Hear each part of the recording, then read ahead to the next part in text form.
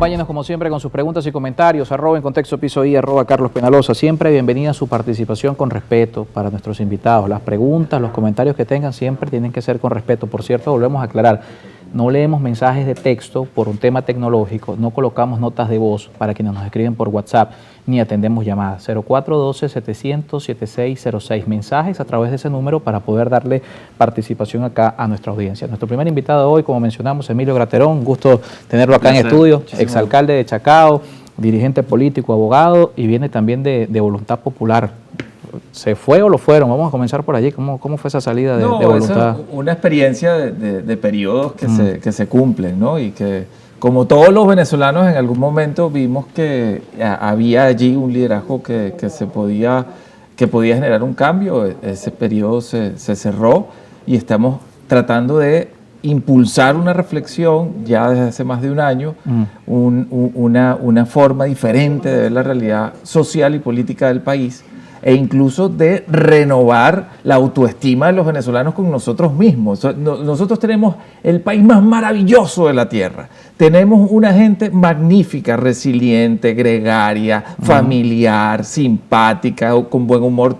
Todo el planeta desea vivir como vivimos nosotros en gran medida, pero nos olvidamos de nuestras fortalezas y nos acostumbramos permanentemente a exacerbar lo malo, exacerbar lo negativo, exacerbar nuestras debilidades, exacerbar nuestros defectos, y eso se transmite también hacia el planteamiento político. Por eso hoy en día, por ejemplo, el pensamiento político de la mayor parte de los venezolanos es que no quieren tener nada que ver con la política. No quieren saber nada de primarias, de políticos. Nada con nada. Claro. Y entonces nosotros estamos haciendo un esfuerzo para generar una reflexión de que si queremos un mejor país, con todas esas características maravillosas y bellas que tenemos, ese país está metido en una enorme crisis.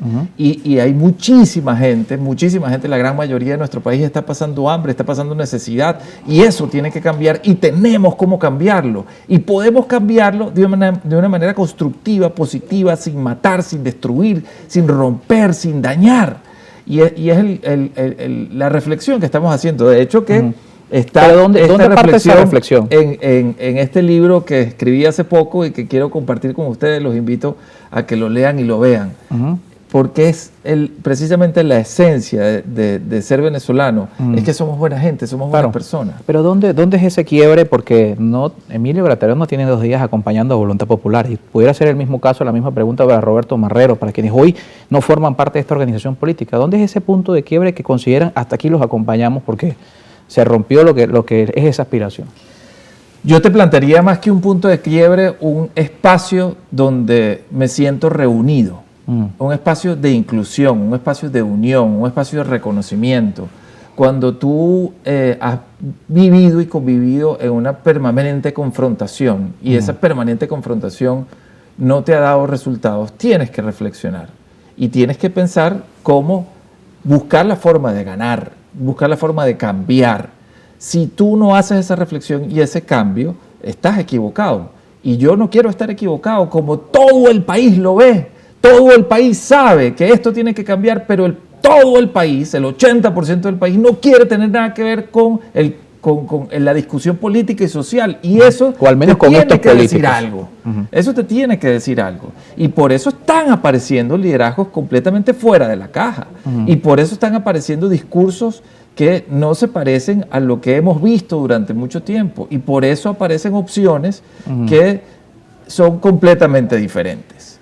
Y esa es la realidad que está viviendo el país en este momento. El país está viviendo una realidad que en la búsqueda de un cambio, que rechaza un liderazgo que lidera el oficialismo y que rechaza un liderazgo que lidera a la oposición tradicional.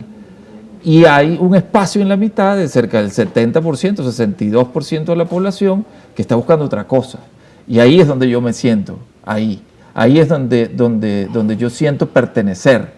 Y ahí es donde podemos construir, porque todo el mundo está buscando precisamente empezar a crecer en positivo. Por eso existe el emprendimiento, por eso existe la creatividad, por eso existe el avanzar hacia adelante en solucionar los problemas económicos de tu familia y de tu realidad, generando cosas positivas y pensando en tu bienestar. Y eso está visto en todos los estudios sociológicos que hay. El venezolano tiene una sensación de pesimismo, de abandono muy grande, pero está absolutamente orientado allá para adelante. Y por cuenta propia, si los políticos no van, el ciudadano va a avanzar. Claro, y si tú logras enganchar un liderazgo que lleve adelante un mensaje de esperanza, de construcción y de unión, ese liderazgo va a cohesionar ese 60% de la población y va a entrar como río crecido por la mitad y va a generar un cambio verdadero, un cambio que une, un cambio que verdaderamente consolida el país diferente que todos estamos buscando. Hay quienes tienen miedo que eso se traduzca en la antipolítica. ¿Cómo lo ve Emilio Graterón? Que eso, el descarrilar al ciudadano de los partidos tradicionales, de las organizaciones tradicionales a movimientos de terceras vías, alternativas diferentes, sea un crecimiento de la antipolítica. Mira, eso es un discurso, en mi opinión, equivocado proveniente de las estructuras tradicionales y pensamiento político tradicional de los partidos. El que los venezolanos rechacen los partidos que se han equivocado y que no han rectificado, no quiere decir que rechazan la política.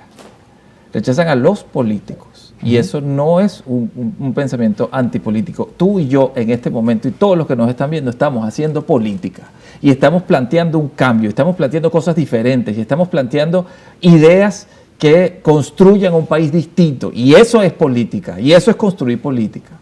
El que piense que hacer eso de manera diferente es antipolítica, simplemente está diciendo yo como partido tradicional de siempre, que llevo 20 años fracasando, soy la política, y eso es falso.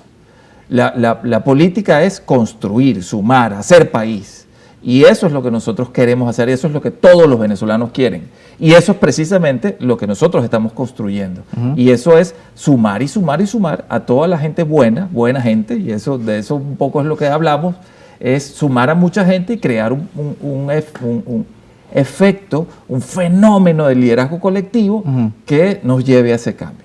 Que lo encabeza hoy, a juicio de Emilio Graterón, que lo ha dicho públicamente, Benjamín Rauseo, una opción que pudiese encaminar ese fenómeno.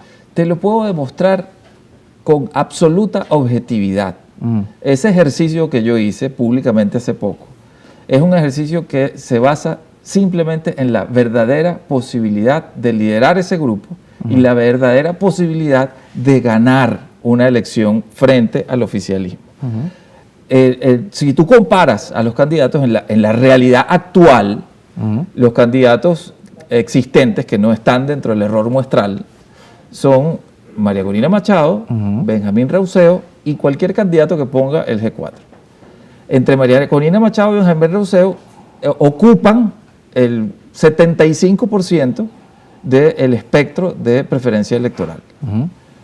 Cuando tú y el candidato que ponga el G4 o el G3 o lo que tú representará un porcentaje. Y eso se ve objetivamente así.